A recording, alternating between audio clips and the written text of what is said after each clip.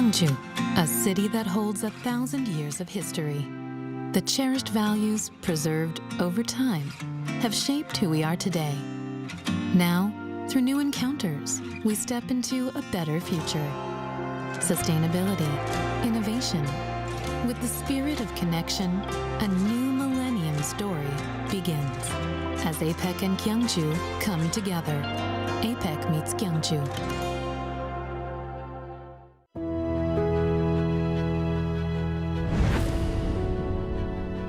The moment we wear it, our spirits lift. It helps us grow strong, in body and in mind. As we wear it, we learn patience and respect. The belt system motivates students to strive harder and continue growing. This uniform shapes movement into grace and turns performance into something thrilling. Now, embraced around the world, Taekwondo shares our culture, philosophy, and values with pride and spirit. Though it may seem simple, this uniform holds your passion and your journey. It belongs to Taekwondo. Wear the extraordinary. Be with Taekwondo.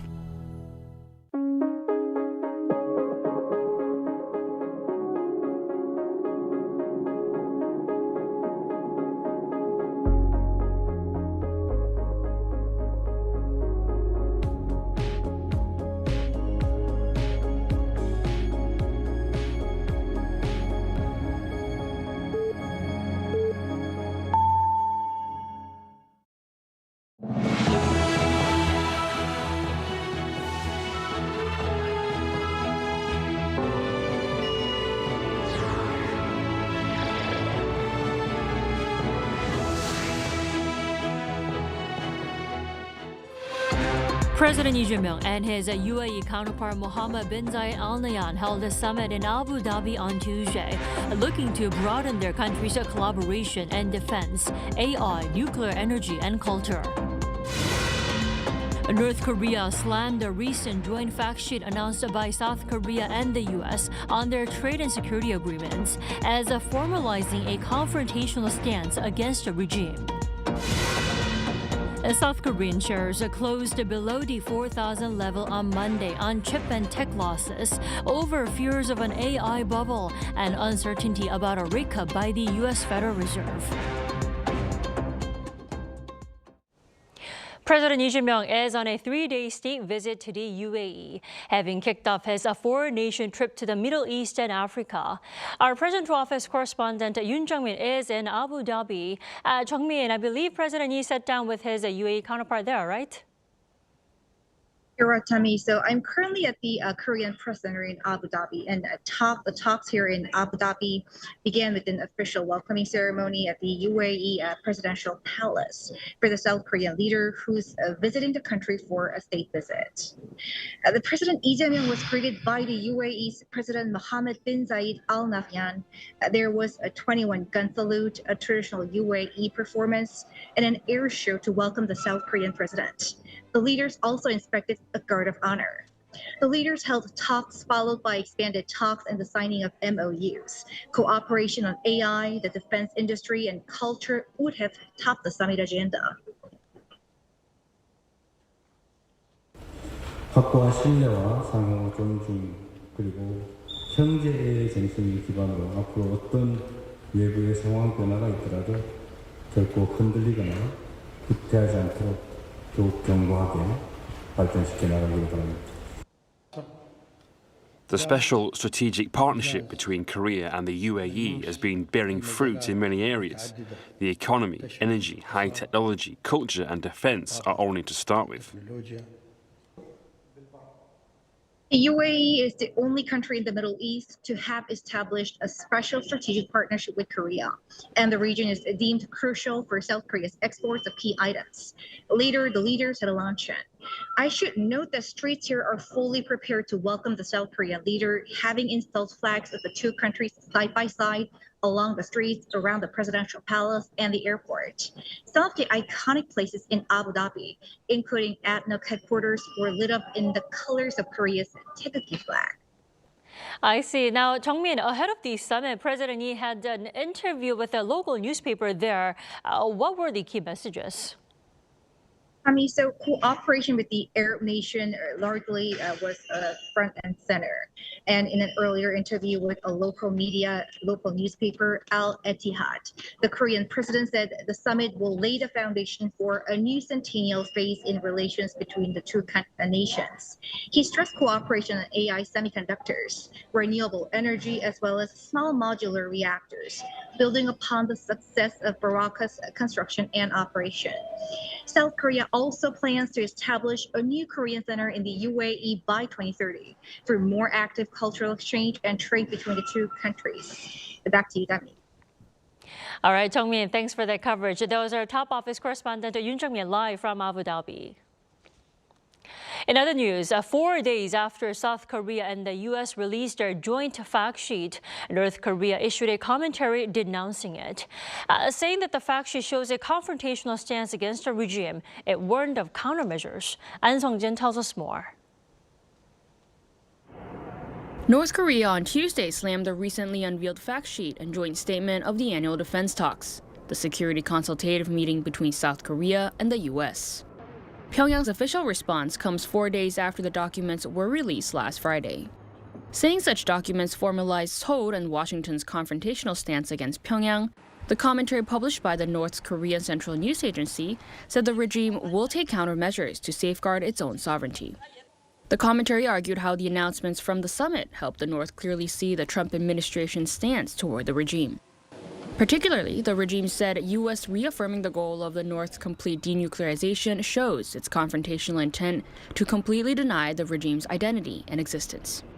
Regarding the part that said South Korea and the U.S. would cooperate to implement the 2018 North Korea-U.S. joint statement made in Singapore, Pyongyang said this showed the shameless side of Washington and said that the U.S. had scrapped and nullified past agreements. On the U.S. approval for South Korea to build nuclear-powered submarines, the regime criticized the move as a grave development that destabilizes not only the military and security landscape of the Korean Peninsula, but the entire Asia-Pacific region. Calling South Korea's pursuit of nuclear submarines a stepping stone for its own nuclear armament, it warned that this will inevitably trigger a nuclear domino effect and spark arms races in the region. An expert says that because the fact sheet covers such a wide range of issues and includes many elements that significantly affect North Korea's security posture, it's highly likely that the regime needed some time to prepare an appropriate response. North Korea has long been unhappy about its denuclearization being singled out. In particular, Pyongyang expressed its dissatisfaction by implying that focusing on North Korea's denuclearization rather than the denuclearization of the entire Korean Peninsula is unfair and a double standard. To this, South Korea's presidential office said that the South Korean government does not have hostile intentions toward the North, and that it will continue to make consistent efforts to ease tensions and restore trust between the two Koreas. The top office underlines that the security cooperation between Seoul and Washington is to strengthen security and safeguard national interests. Meanwhile, South Korea's unification ministry said Pyongyang's response is rather calibrated, as it does not mention the names of the country's leaders. An Sung-jin, Arirang News. Now, achieving a nuclear-free Korean Peninsula remains an absolute objective that must never be abandoned. That is, according to South Korea's Foreign Minister Cho Hyun in a written keynote address to the Seoul Diplomacy Forum 2025. Cho's speech on Tuesday underscored that Korea's top security priority is preventing war and ensuring the Korean Peninsula does not become a flashpoint for armed conflict. He said the government will pursue a phased approach that prevents North Korea's nuclear capabilities from further developing and ultimately dismantles its weapons program. The minister also highlighted the need to restore dialogue, whether through North Korea-U.S. or inter-Korean channels. He, however, added Seoul will aim to enhance its own defense capabilities based on its alliance with the U.S. In other news, the world's largest virtual asset exchange may be playing a crucial part in facilitating North Korea's money laundering. Our Pyongyang explains. According to the International Consortium of Investigative Journalists, or ICIJ, about $900 million worth of stolen Ethereum flowed into 5 Binance accounts as part of a large-scale laundering operation. The funds are believed to come from the roughly $1.5 billion Ethereum theft carried out earlier this year at a Dubai-based exchange, making it one of the biggest crypto hacks ever recorded. Investigators say North Korea's Lazarus Group used a crypto swapping service known as Thorchain to convert the Ethereum into Bitcoin before transferring it into Binance accounts. Blockchain data from those accounts shows transaction volume surging over a 10-day period that experts believe aligns with the laundering timeline. The ICIJ examined transaction records from Binance and other exchanges with more than 20 blockchain specialists and analytic firms. Their findings indicate that Binance failed to block illicit funds tied not only to North Korea, but also to major criminal organizations around the world. The Huiwan Group, linked to large-scale scam operations in Cambodia, was also found to have deposited at least $400 million into Binance between 2024 and 2025. Others include Mexican drug cartels, Chinese fentanyl traffickers, and Russian money laundering groups. In a response, Binance said it cannot prevent deposits from being placed on the platform, but emphasized that it cooperates closely with global law enforcement agencies and takes action when suspicious activity is identified. Pyongyang, Arirang News.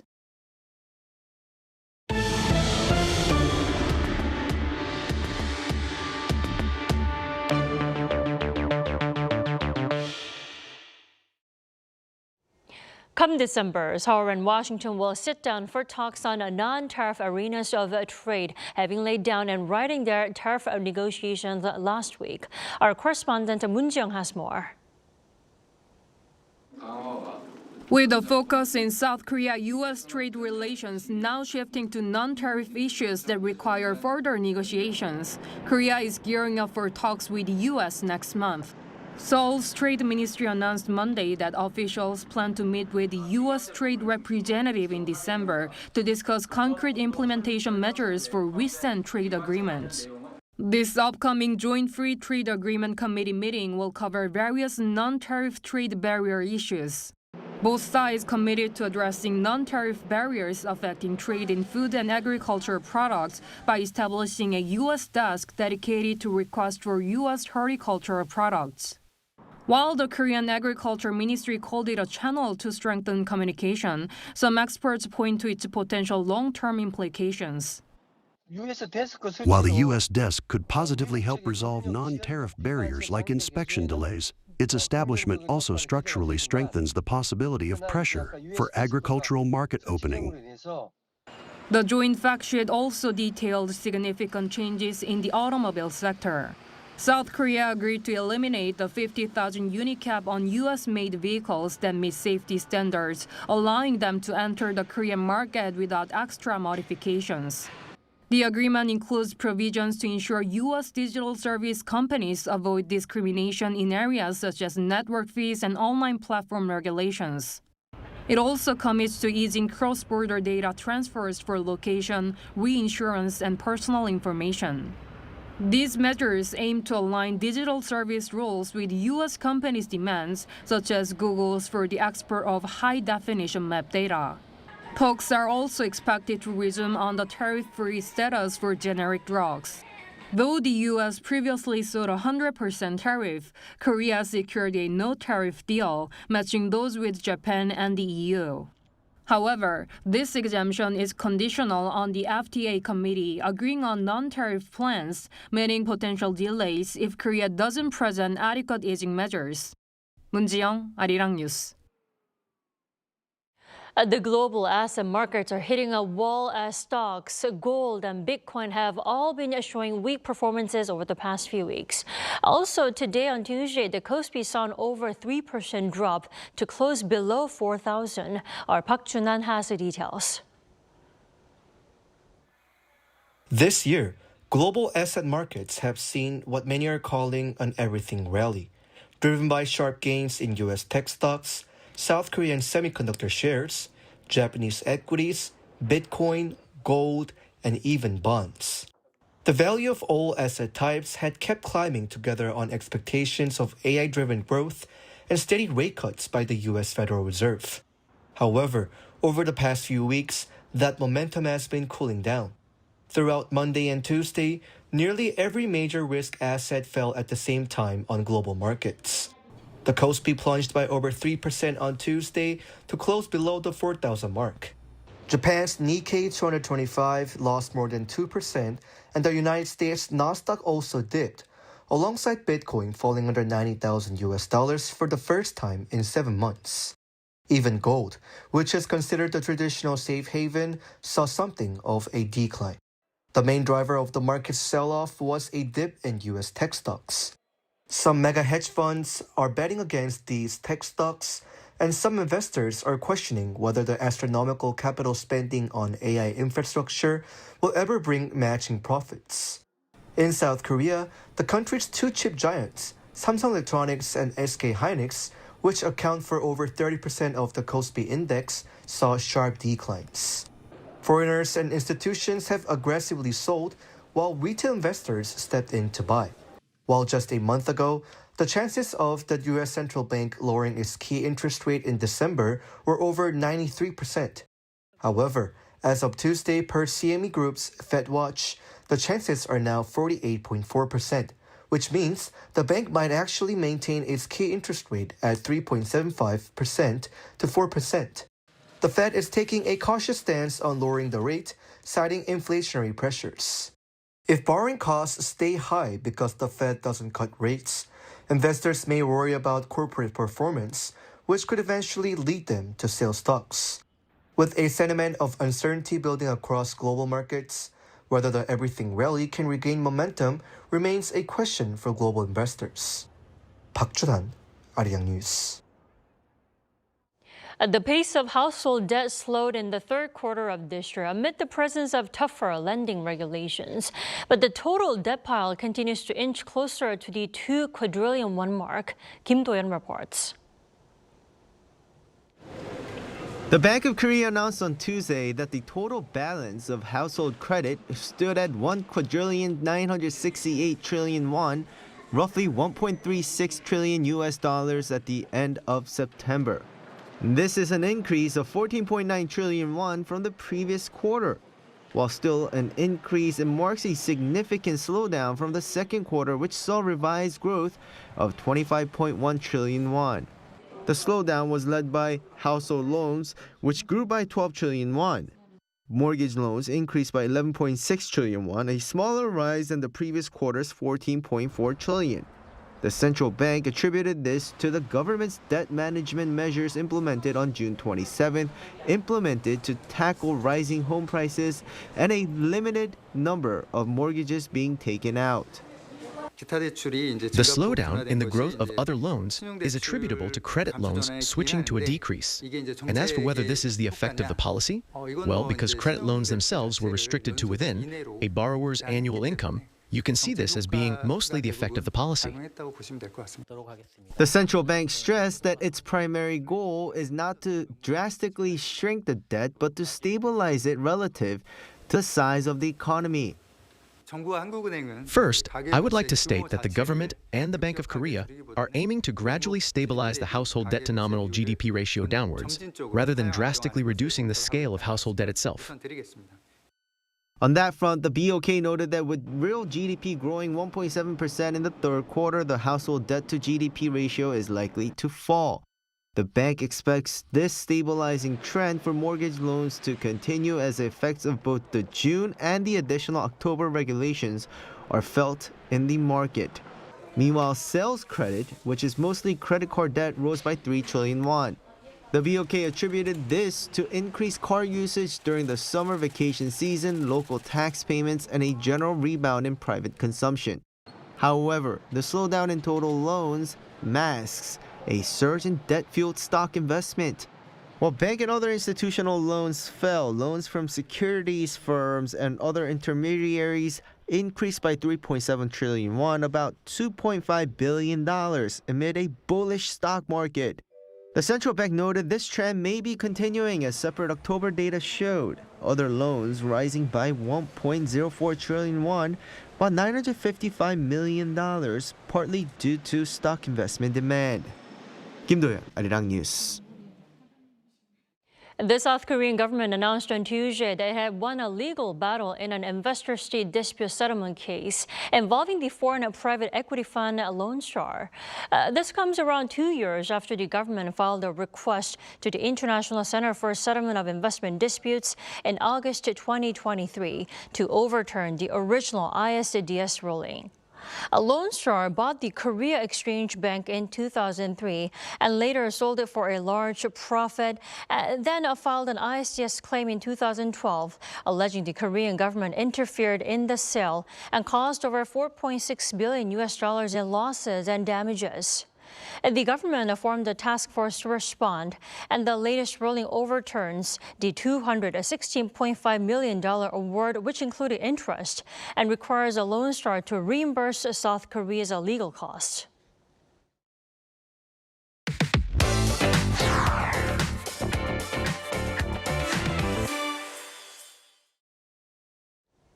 South Korea's record-breaking fiscal budget for 2026 is now in its most critical phase of review at the National Assembly, with lawmakers racing toward the December 2nd deadline and clashing over spending priorities.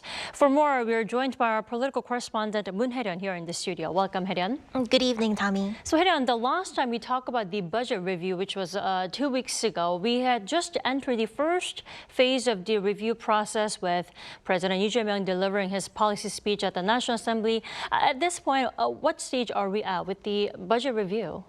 So, Tommy, as you've said, it's been 2 weeks since President Lee gave a speech at the National Assembly, and we're now entering the final stage of deliberations for next year's fiscal budget. The National Assembly Special Committee on Budget and Accounts held a public hearing on the proposal, where experts and committee members debated the core contents of the budget bill, and then followed up with general policy inquiries on various ministries. And starting Monday, the Budget Adjustment Subcommittee began the detailed review process, where it's now combing through spending items to make adjustments to allocations and resolving disputes between the ruling and opposition parties. Well, Hae-ryun, we know time is ticking, but have there been any changes made to the government's, budget bill proposal so far? So over the past 2 weeks, there's been a few changes made to the government's proposed budget bill, and one of them is cuts to the prosecution's special activity budget, where the National Assembly's Legislation and Judiciary Committee has moved to approve 3.15 billion Korean won less than what the government originally requested. So lawmakers from the ruling bloc argued that the prosecution's investigative powers have been sharply reduced, and with the prosecutor's office set to be abolished next October, cuts were necessary. The committee also attached new conditions, including a rule blocking special activity funds from being used at any prosecutor's office where the chief prosecutor is found to have breached political neutrality by participating in collective action. Meanwhile, the defense budget allocated for next year has been increased by nearly 300 billion won. A significant portion of the increase goes towards personnel costs, with lawmakers adding funds to raise on-duty allowances for soldiers to match those of civilian government workers and boosting allowances for troops relocating due to personnel transfers. Additional increases have also been made for barrack support facilities and training programs to develop artificial intelligence talent within the armed forces. Now, Hae-ryun, we have to talk about the main points of contention between the ruling party and the opposition party. What are they? So the government's proposed budget for 2026 is actually South Korea's largest annual budget to date, coming in at 728 trillion Korean won, or just under $500 billion. And as a result, the expansionary fiscal policy of the Lee administration has been a key area of conflict between the ruling Democratic Party and the main opposition People Power Party, accusing each other of engaging in populism. 2024 tax shortfall, 30.8 trillion won. Yet the Yoon administration issued no bonds and covered it by reallocating funds. You say you'll invest 10.1 trillion to make Korea a top 3 AI power. But didn't you allocate 13 trillion in the second supplementary budget for livelihood recovery payments?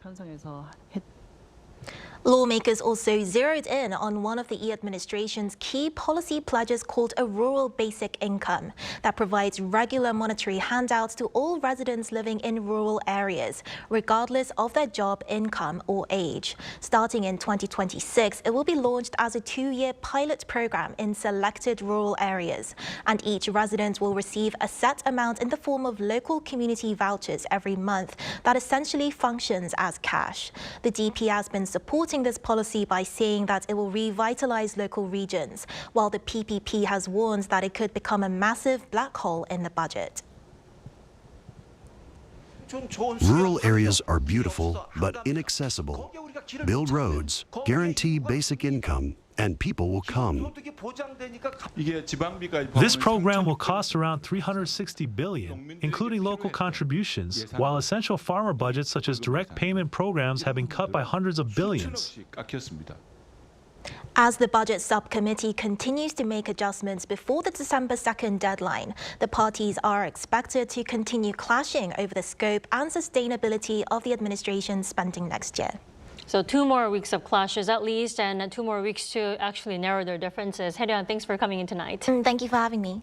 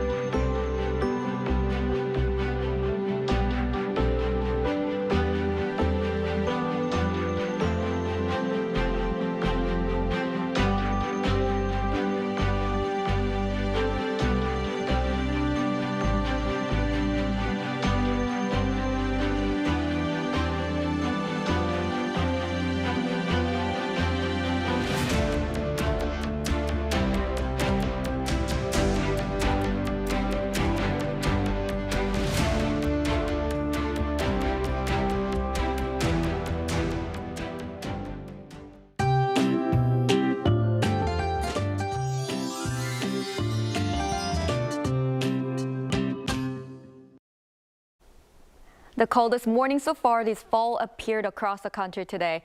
The first snow was also seen in Chungcheongnam-do province today as the rain turned into snow in the cold weather. Temperatures in most areas stayed in the single digits. With freezing winds blowing, it felt even colder than the actual readings.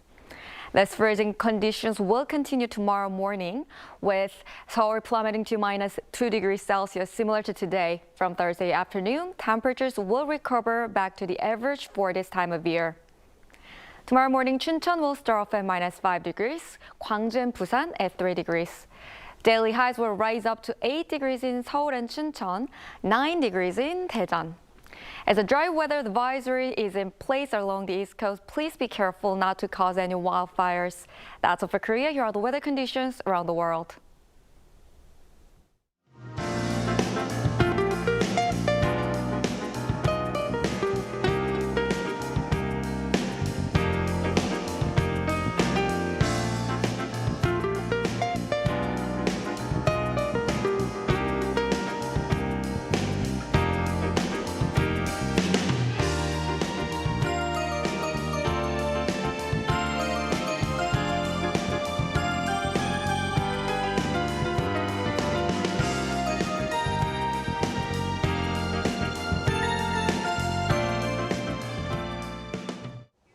That is all we have for tonight. I'm Kim Dami. From all of us here at Arirang, thanks for watching and good night.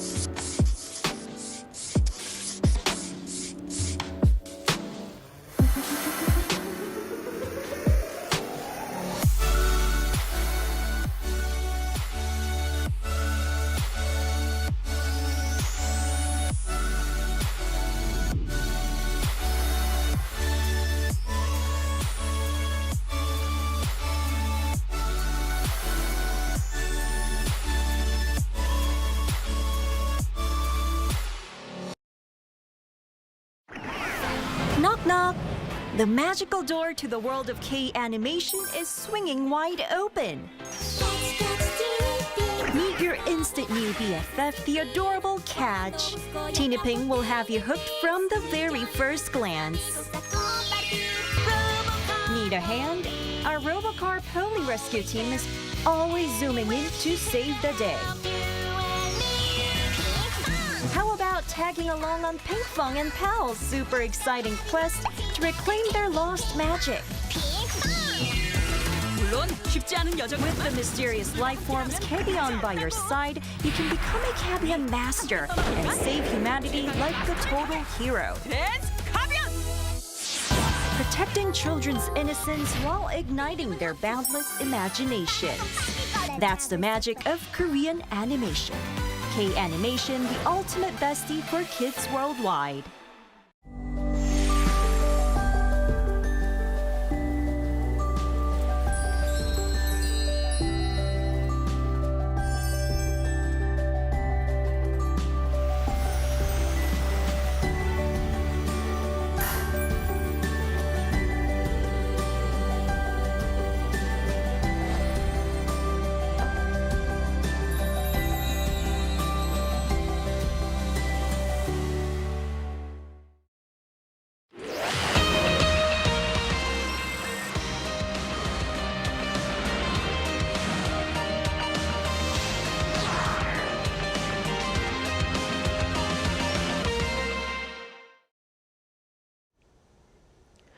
Welcome to Within the Frame, where we bring the most pressing issues across the globe into focus. I'm Kim Mo-gen. The United States has formally agreed to help South Korea develop nuclear-powered submarines, marking a major shift in what's long been a red line. In a joint statement, the leaders of both countries also reaffirmed the need for the complete denuclearization of North Korea. And North Korea stayed silent at first, but now it's issued a carefully worded response, low in profile but sharply critical of key military provisions. At the same time, North Korean troops are working alongside Russian forces, and labor exports continue despite sanctions. With China, Russia, and North Korea moving closer, what we're seeing may be more than scattered signals. It could be the early shape of something more coordinated. So for a deeper discussion on this, we connect to Chung Gu-yeon, an associate professor of political science at Kangwon National University. A big welcome, Professor. Thank you for having me today. And also joining us is Frank Januzzi, President and CEO at the Marine and Mike Mansfield Foundation. Good to see you. Good evening. So let's start our discussion with Mr. Januzzi. So the U.S. has formally agreed to support South Korea's nuclear-powered submarine program. And what does this shift actually signal about the current threat landscape in the region? And why do you think it's been agreed upon right now? Well, thank you for the question. This is both a signal about the U.S. ROK strategic integration and the depth of trust between the two nations, as well as a comment on the emerging threat environment, both from China as well as North Korea in Northeast Asia.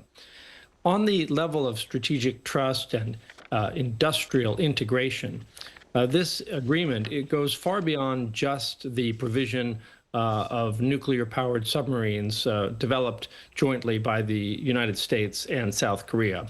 The United States has also opened the door to nuclear spent fuel reprocessing and uranium enrichment. And although the details on that portion of the industrial integration of the two countries remain to be worked out, this marks a major change in the U.S. posture. It echoes the kind of relationship that Ambassador Mike Mansfield famously negotiated with Japan back in the 1980s when Japan gained full mastery over the nuclear fuel cycle.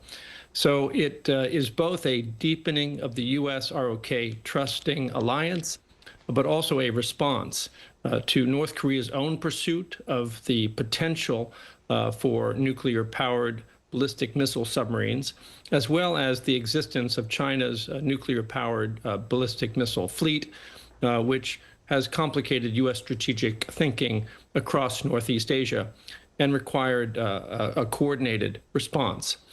And while some may say that this represents an escalation on the part of the United States and South Korea, I really think it is an adaptation to the existing threat environment and also an acknowledgement of where that threat may be headed in the future. Right. It is indeed a big departure from past policy, especially given how sensitive this issue in many countries are focusing on. Now, building on that, the joint fact sheet didn't stop at just submarines. It also reaffirmed the need for the full denuclearization of North Korea as well. So in practical terms, Professor Chung, what kind of leverage does this language give Seoul and Washington? Well, first, reaffirming the term full denuclearization of North Korea prevent the conversation between two allies from drifting toward arms control kind of arrangements that Pyongyang prefers. And also, I think two allies also had a similar kind of concern before they met in this year.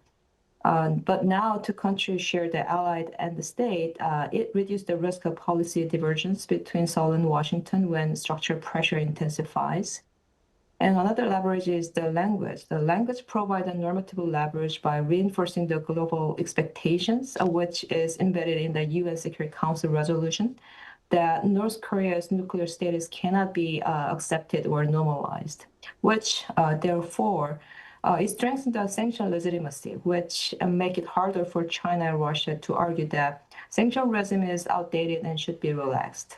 But the last, more important thing is that it gives the allies strategic justification for deepening extended deterrence measures, including nuclear consultation and strategic asset rotations and trilateral data sharing. Also, by linking this military upgrade of nuclear-powered submarine to denuclearization, Seoul and Washington can frame their action as defensive and conditional, not as escalatory. Right. But despite this development, there's also a stark disconnect here. President Trump recently said North Korea already has many nuclear weapons, and now Pyongyang's latest commentary has openly reaffirmed its status as a nuclear-armed state. Mr. Januzzi, how does this sharpen the contradiction between Washington's denuclearization language in the fact sheet and the strategic reality of North Korea's asserting? Well, you have put your finger on the key issue here. There is a disconnect, both in terms of the U.S. rhetoric, as well as potentially inside the Trump administration, in terms of the depth of the commitment to actually trying to accomplish the complete denuclearization of North Korea. Let's be clear, even the most ambitious advocates for denuclearization have long accepted that denuclearization would be a process and not a moment. It would take years, and it would begin with halting the production of new nuclear weapons, capping the existing arsenal, and then working gradually over time to reduce and dismantle North Korea's nuclear weapons architecture. But when the fact sheet talks about denuclearization of the North Korea, it really is out of step with the reality that President Trump personally seems to have accepted. President Trump seems to have accepted the reality that we have been living with a nuclear-armed North Korea for nearly 20 years, and that eliminating that arsenal will not happen in his lifetime. So living with contradictions is part of what all of us do when we study North Korea.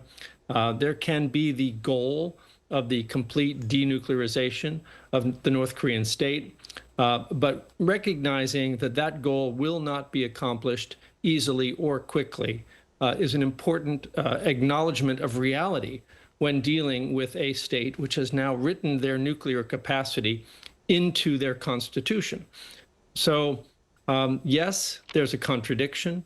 It's a contradiction that exists both between the United States and South Korea and our desire to see North Korea denuclearize, but it also exists inside the governments of both countries, South Korea and the United States, as they debate how best to pursue the goal of the eventual denuclearization, perhaps not just of North Korea, but of the Korean Peninsula. So we have a long way to go on this journey.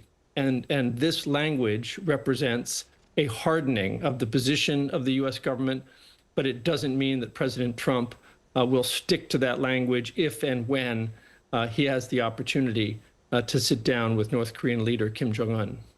Right, a very important message that you've highlighted. Denuclearization is a process, not a moment. So there should be a lot of things that will follow suit, and we'll have to keep our eyes close to that. Now, let's also shift a little bit to Pyongyang's response to the fact sheet. It took them 4 full days to respond. North Korea has now issued its first official reaction through a calibrated North Korean Central News Agency commentary and not a high-level statement after the fact sheet was announced. Professor Chung, what does this controlled, kind of low-tier response tell us about Pyongyang's intentions? Yeah, I think it is quite noticeable response from North Korea, and also it was pretty interesting to see how they are reacting to this development between U.S. and ROK. So I think North Korea kept its response at the KCNE commentary level rather than issuing a top-level statement by leadership. I think it shows 2 things. First one is Pyongyang is deliberately keeping its option open by avoiding a high-level statement by leadership or higher-ranking officials. North Korea is showing displeasure about the new development between 2 allies, but while refusing to lock itself into escalatory path. So it's kind of intentional options to show their response in that way. The second reason is that it didn't want to make China and Russia uncomfortable or push them into reacting before they are ready. So North Korea's response reflects Pyongyang's desire to stay aligned with Russia and China, which raised a lot of discussions about their triangle relationship. But this 4-day pause gave North Korea time to watch how Beijing and Moscow will react before shaping its own message. So this is very cautious tone and cautious way, and set the end of their response to this current development, which actually helped the North Korean regime to stay in step with both capital, Beijing and Moscow, while signaling displeasure without overcommitting itself to the development. Right, so as of now, they're keeping cautious stance in relation to their partners as well. But more deeper into the context, Professor Chung, North Korea's response specifically criticized elements of the fact sheet related to the extended deterrence and Washington's support for Korea's nuclear-powered submarine program.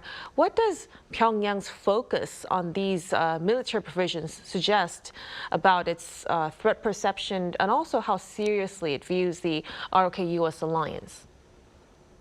Well, North Korea's decision to single out the extended deterrence part and also South Korea's potential nuclear power submarine program shows that it views those 2 elements most threatening to its military strategy and capability.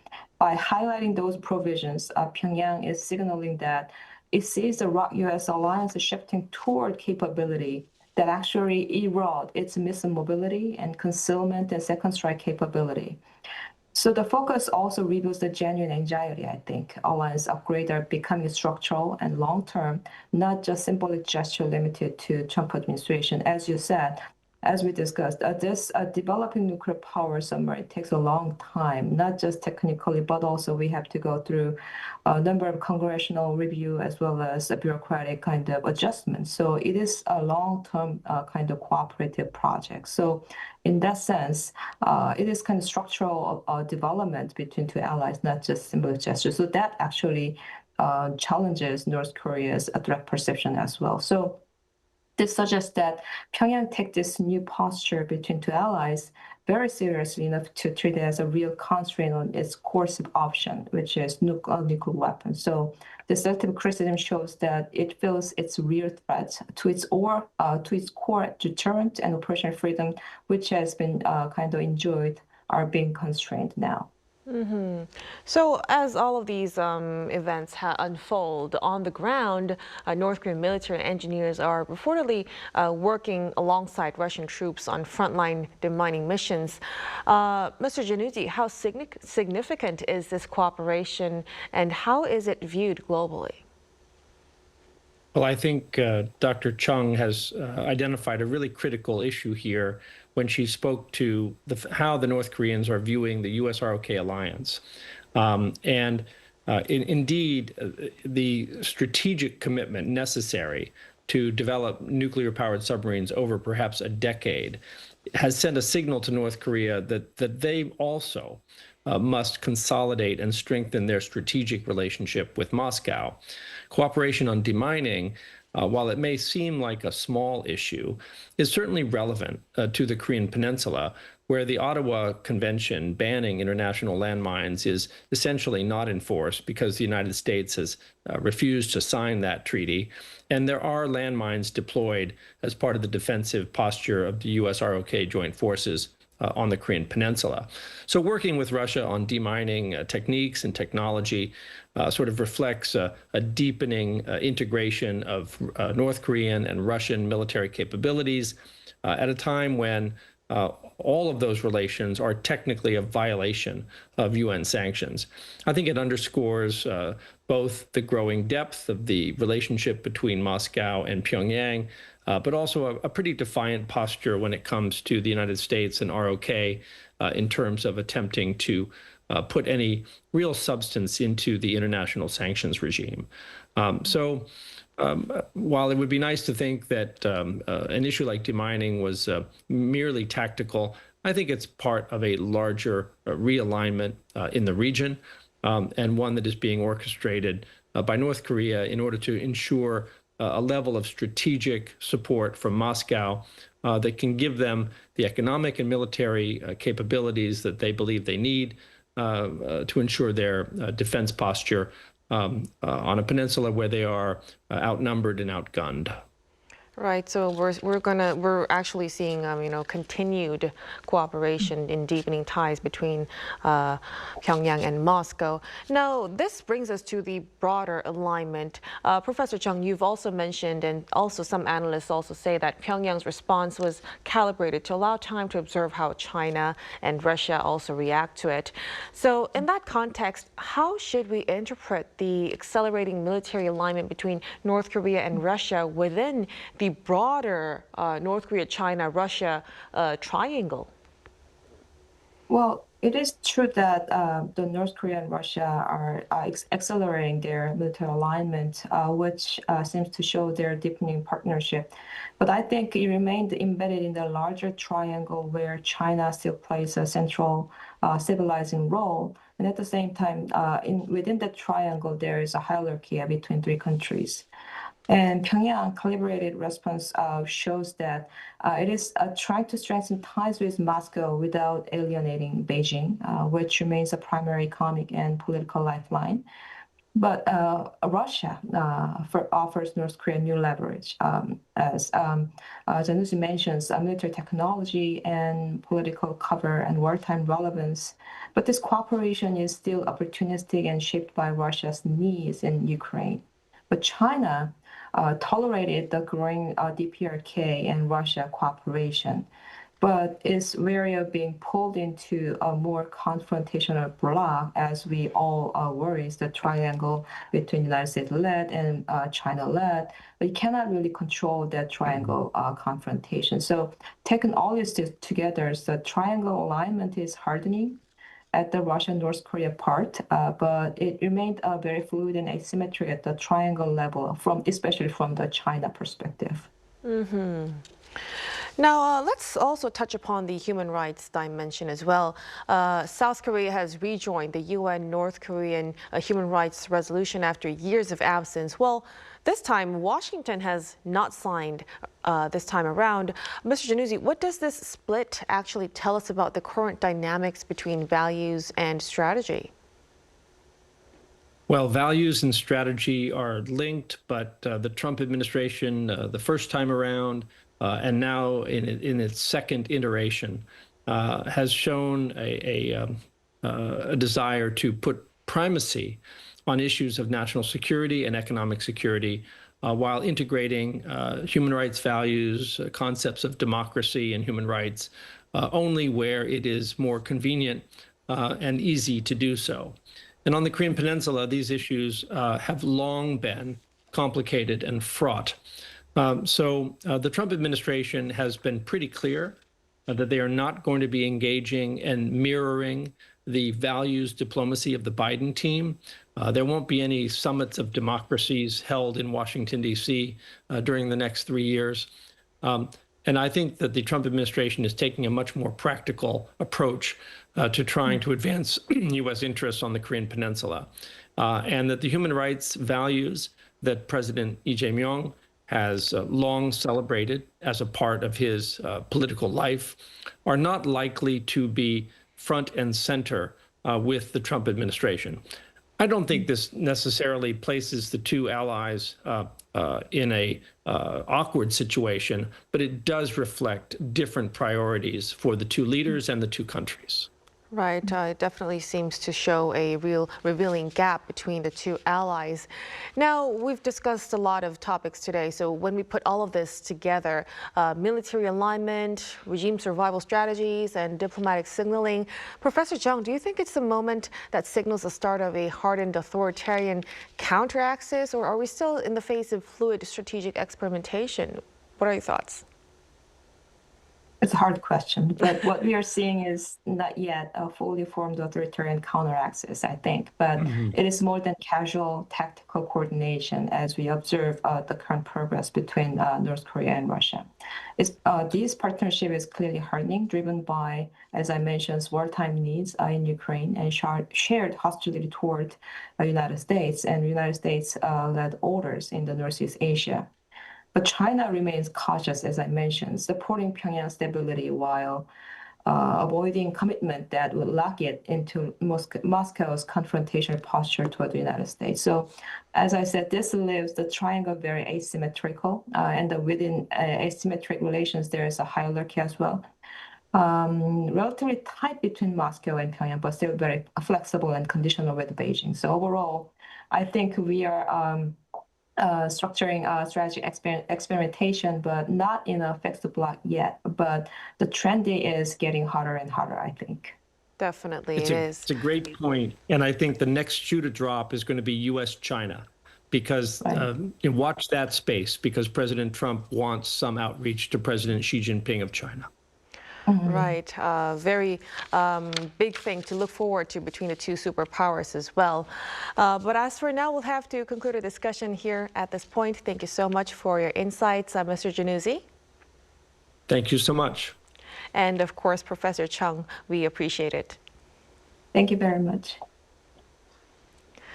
And that'll be all from us on Within the Frame. Be sure to tune in again next time as we continue to explore the stories that matter. Until then, stay informed and engaged.